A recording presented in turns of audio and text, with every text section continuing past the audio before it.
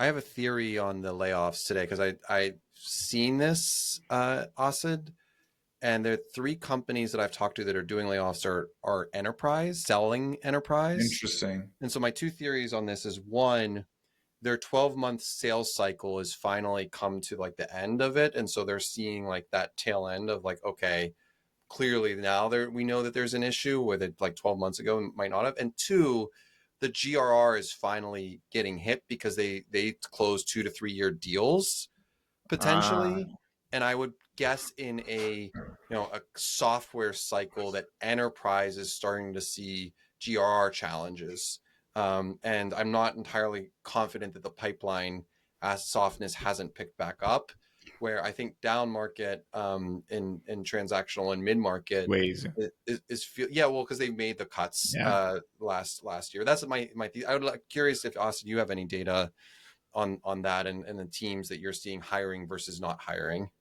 The thing that I've noticed the most, even with us, is that the bar for quality is much higher.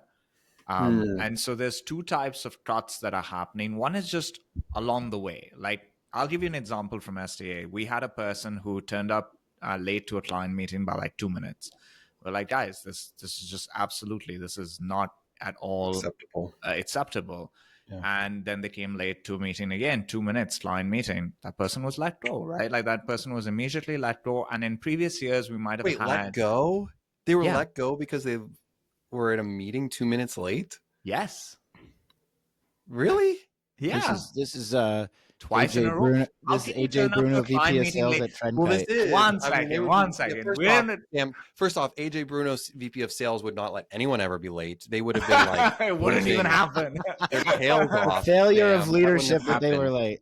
Yeah, it wouldn't have happened. But I'm like, I feel like that had to be something else underlying. But anyway, go on. No, I no, it was digress. it was this was the core issue with the person. The person was within the first couple of months with being with us, but how can you have a client sitting on a Zoom meeting and we're not getting into the agenda because a person from our team isn't on it? It's just impossible. Like I think you have to have a really high bar for what an elegant client experience looks like, and an elegant client experience looks like first and foremost you're on time for the meeting.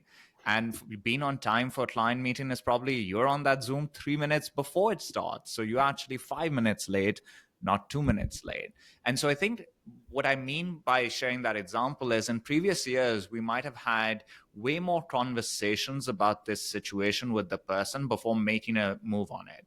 Whereas now we moved very quickly. Like, this is not going to go in any good direction. Let's cut it now. So I think there's a lot of like spot checking along the way where if you see something, your tolerance for mistakes is a lot lower and you are making decisions on the fly. And then we're having conversations where companies are going back to that Jack Welch type of thought process where once a year, just let's look at the overall organization. Let's see, especially in go to market, who are the bottom 5-10%? Can we improve them? Like, is there a way to improve them?